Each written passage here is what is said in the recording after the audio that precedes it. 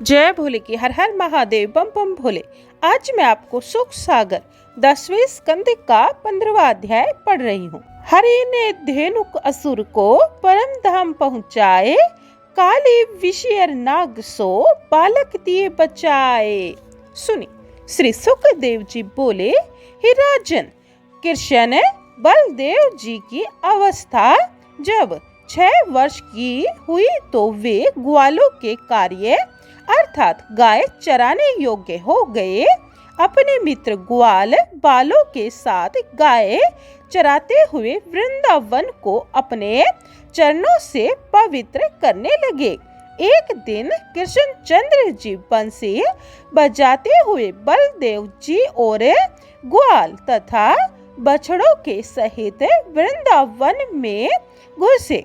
उस वन को भ्रमर तथा पक्षियों से घिरा हुआ तथा कमलों की सुगंधित देख वह भगवान कृष्ण का मन खेलने के लिए उत्सुक हुआ।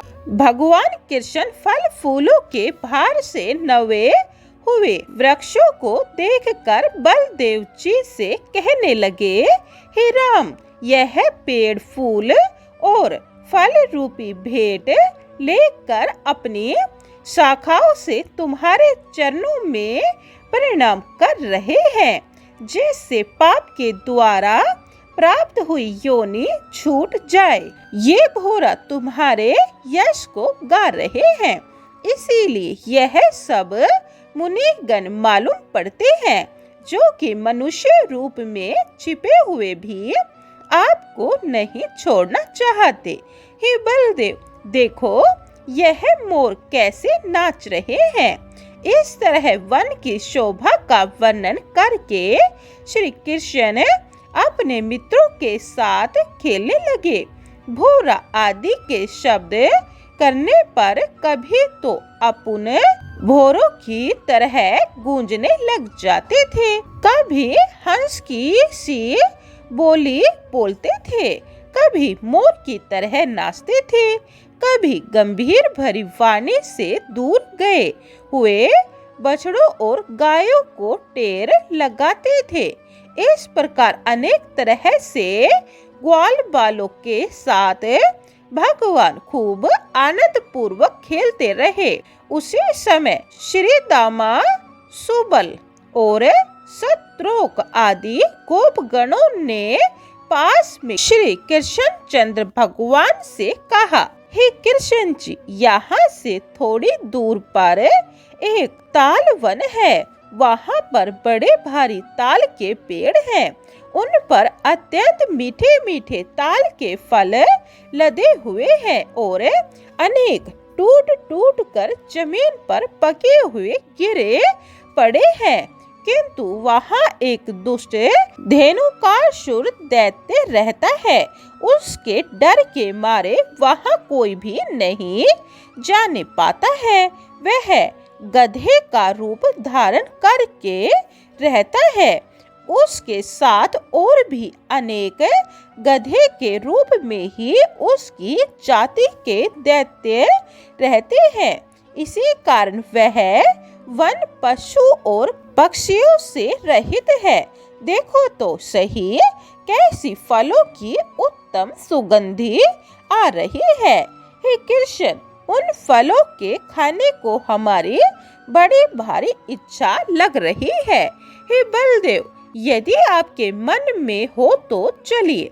इस प्रकार के उन मित्रों के वचन सुने उनके प्रिय करने के लिए राम और कृष्ण दोनों के दोनों ग्वाल बालों को साथ लेकर चल दिए।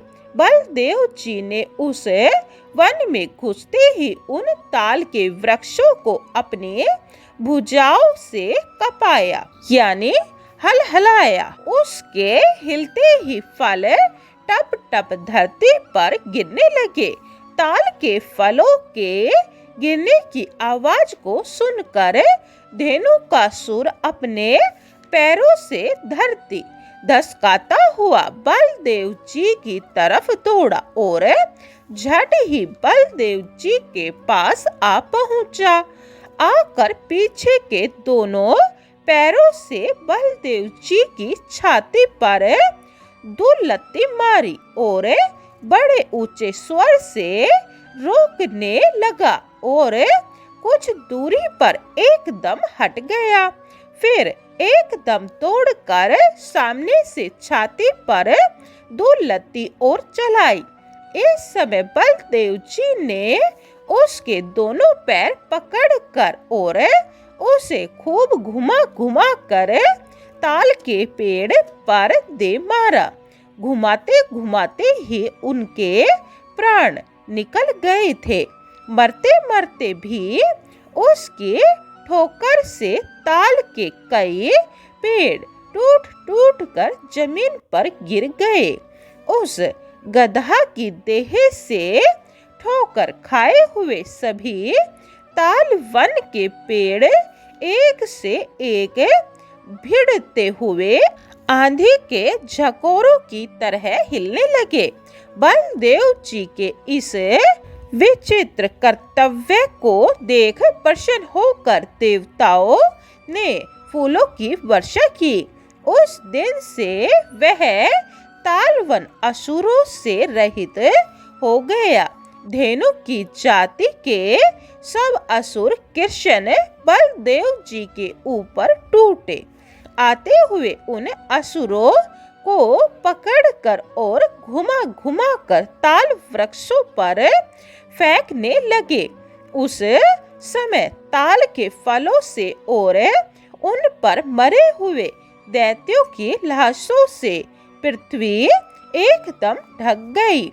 वहां पर अब गोपगण खूब निर्भय होकर फल खाने लगे और गाय बछड़े आनंद पूर्वक घास चरने लगे।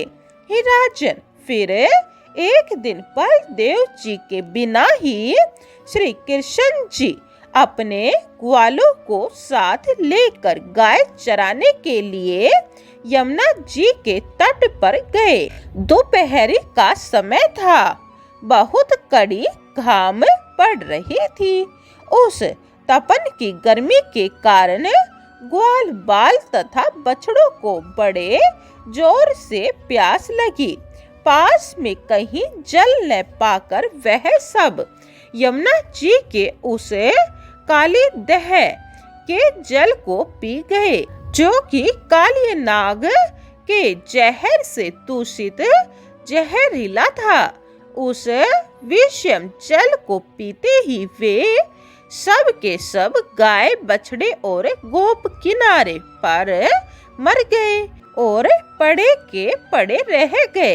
जब भगवान कृष्ण को यह मालूम पड़ी तब उन सबको अपनी अमृत भरी दृष्टि से उसी समय संजीवन कर दिया। हे राजन, वे जी कर जल के किनारे से उठकर आपस में देखने लगे और बड़ा अचंभा करने लगे। इस तरह मरकर फिर जीवन प्राप्त होना कृष्ण का अनुग्रह माना। 15वां अध्याय समाप्तम। जय भोले की 16वां अध्याय यह आप दूसरी वीडियो में सुने। बोली ओम नमः भगवते वासुदेवाय। जय भोले की। हर हर महादेव। बम बम भोले।